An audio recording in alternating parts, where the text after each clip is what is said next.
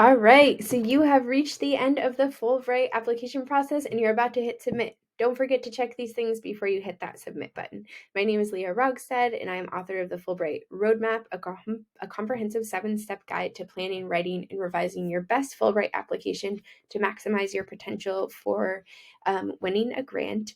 And today we are just going to go over the stage 7 checklist, which is hitting submit after you have done each of these processes: choosing your grant country and your actual grant, making an application plan and strategy, researching your host country, Fulbright, and your specific grant, self-reflection, writing and revision, and now we're finally to that review and submit section, which often happens in late September and very early October of the application cycle. So what are the things that you should do before you hit submit?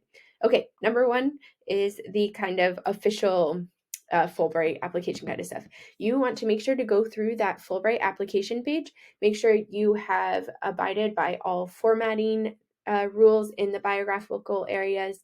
Make sure there are no kind of like grammatical errors, spaces, or periods missing. And then specifically make sure, like, for example, the title of your project, your abstract is there. Each section is filled out. Number two, make sure that your statement of grant purpose, transcripts, and personal statement are all in the correct location in the format with the titles on them as stated on the Fulbright application. I would again check the format of those statements to make sure they are in a PDF and the heading is in the correct spot and you followed all the formatting requirements. Number three, confirm that recommenders recommenders and language evaluators have turned their letters in. And if they have not, this is a good time to send a reminder email, especially if it's like a week before the application period. Yes, get in contact with them immediately so that you get those recommendations in by the deadline. You will be able to see on your application portal if those are in.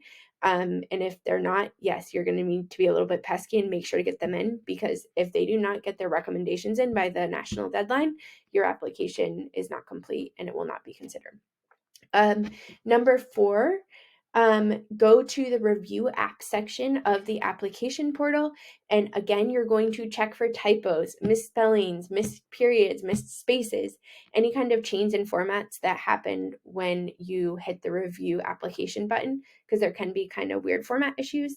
And then you're going to do that all one more time, because you do not want errors or typos to be the reason you don't get this grant. So take that extra 20 minutes to go through again, maybe print that application out and go through with a pen, underline everything, make sure that there are no errors.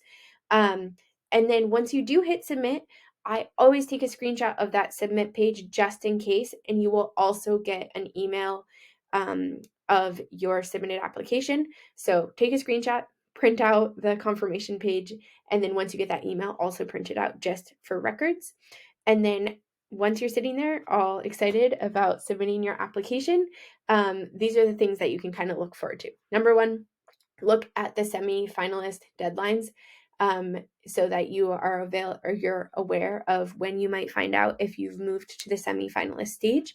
You can also look at your grant and your host country and see if they require interviews, and you can start preparing for that a little bit. And then just keep to date on current events in your host country. So if you do have an interview, you're ready to talk about what's really happening in your host country.